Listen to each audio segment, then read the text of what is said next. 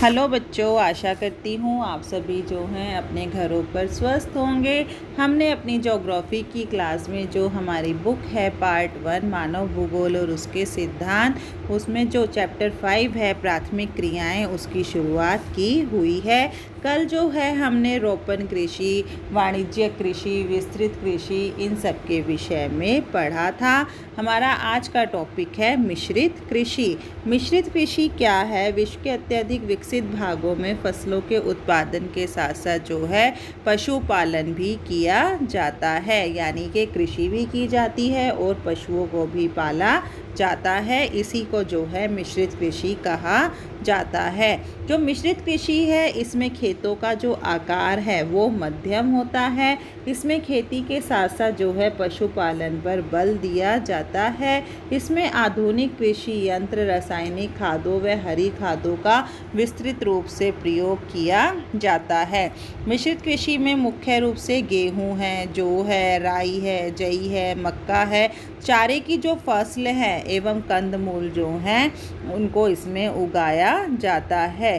पशुपालनों में जो है गाय, भैंस, भेड़, सूअर, कुक्कर, इन सबको जो है पाला जाता है। अब मिश्रित कृषि की कुछ विशेषताएं हैं, वो क्या है? इसमें जो खेतों का आकार है वो तो मध्यम होता है और गेहूं, जई, मक्का, चारे की फसल इसमें उगाई जाती है। मिश्रित कृषि में जो है खेती के साथ साथ पशुपालन पर बल दिया जाता है। यह एक गहन पूंजी वाली कृषि है क्योंकि पूंजी अत्याधुनिक तकनीक पर ही निवेश की जाती है। इस कृषि में विकसित कृषि यंत्र, रासायनिक खादों व हरी खादों का विस्तृत रूप से जो है प्रयोग किया जाता है।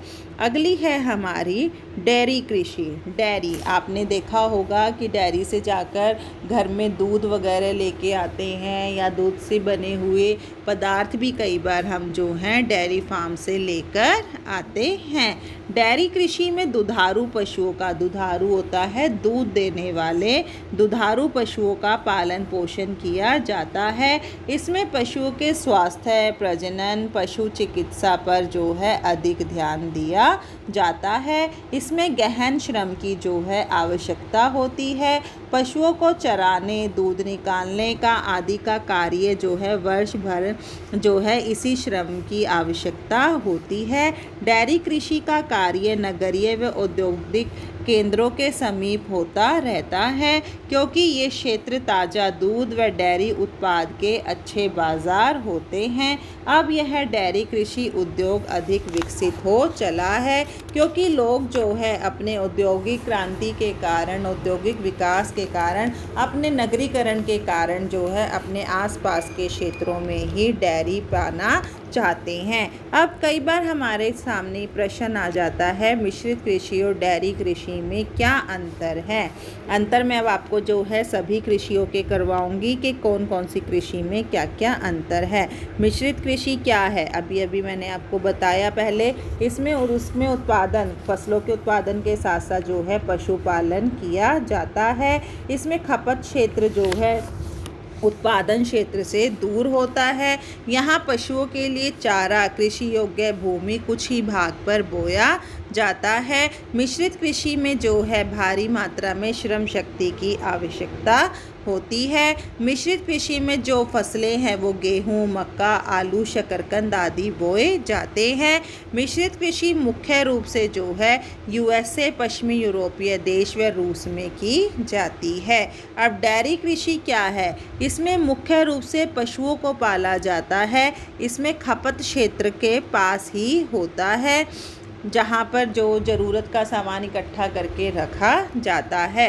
दूध के भंडारण के लिए जो है प्रशीतन और चारे के लिए कृषि फार्मों व मिलों की व्यवस्था की जाती है।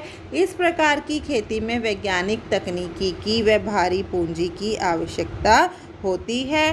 डेयरी कृषि जो है प्राकृतिक चारागाहों पर की जाती है। इसमें गेहूं, जई, मक्का व अल्फा आदि फसलें बोई जाती हैं।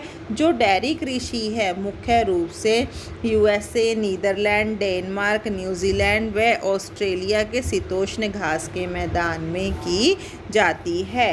अब कई बार आपके सामने अंतर आ जाता है, जीविकोपार्जी और वाणिज्यिक कृषि में क्या अंतर है। तो जीविकोपार्जी जो कृषि है वो छोटे आकार के खेतों में की जाती है। इस कृषि में जो है मशीनों का प्रयोग नहीं होता है। इस कृषि में स्थानीय जनसंख्या का भरण पोषण किया जाता है। इस कृषि प्रणाली में स्थानीय आवश्यकताओं की पूर्ति के लिए फसलों का उत्पादन किया जाता है। जो जीविकोपार्जी कृषि है वो विकासशील अर्थव्यवस्था की सूचक है। फसलों का विशेषीकरण संभव नहीं है। अधिकतर कृषि कार्य जो है मानव श्रम के द्वारा किया जाता है और इस प्रकार की जो कृषि है भारत, बांग्लादेश व पाकिस्तान में की जाती है। और जो वाणिज्यिक कृषि है वो क्या है, उसकी क्या विशेषताएं हैं, वो बड़े आकार के खेतों में की जाती है। इस कृषि में मशीनों का प्रयोग होता है। इसमें विश्व के दूसरे देशों को कृषि उत्पादन निर्यात किया जाता है, क्योंकि मशीनों के द्वारा जो है ज़्यादा से ज़्यादा मात्रा में अनाज उगाया जाता है, फसल उगाई जाती है। इस कृषि प्रणाली में व्यापार के उद्देश्य में फसलों का उत्पादन किया जाता है। यह कृषि जो है विकसित अर्थव्यवस्था की सूचक है। फसल के विशेषीकरण पर ध्यान दिया जाता है, मतलब एक ही प्रकार की विशेष फसल उगाई जाती है। अधिकतर कार्य मशीनों द्वारा होता है, इसलिए उत्पादन भी अच्छा होता है। और जो वाणिज्यिक कृषि है वो अमेरिका, कनाडा व ऑस्ट्रेलिया आदि में की जाती है। अब कई बार जो है रोपण कृषि और उद्यान कृषि में भी अंतर पूछा जाता है। तो रोपण कृषि क्या है, यह बड़े बड़े फार्मों पर की जाती है। रोपण कृषि जो है विरल जनसंख्या वाले क्षेत्रों में की जाती है। रोपण कृषि की जो मुख्य उपज है उसका ज़्यादा से ज़्यादा भाग जो है निर्यात किया जाता है। इस कृषि में जो है वैज्ञानिक विधियों, मशीनों, उर्वरकों व अधिक पूंजी का प्रयोग किया जाता है। रोपण कृषि की मुख्य फसल जो है रबड़, चाय, कहवा, गन्ना, नारियल है। उद्यान कृषि जो है यह कृषि छोटे छोटे फार्मों पर की जाती है। यह कृषि सघन जनसंख्या वाले क्षेत्रों में की जाती है। इस प्रकार की कृषि की जो उत्पादित वस्तुएं हैं वो स्थानीय मतलब आसपास के बाज़ारों में ही बिक जाती है। इस कृषि में पशुओं की नस्ल सुधार व दूध दोहने वाले यंत्रों का प्रयोग किया जाता है। उद्यान कृषि की मुख्य फसलें जो हैं सब्जियां, फल, फूल इत्यादि हैं। तो ये थे आपके सभी प्रकार की कृषियों के बीच अंतर। हमारी अगली कृषि का क्या है, भूमध्य सागरीय कृषि। मतलब भूमध्य सागरीय कृषि क्या है, यह अति विशिष्ट प्रकार की मतलब एक विशेष प्रकार की कृषि है।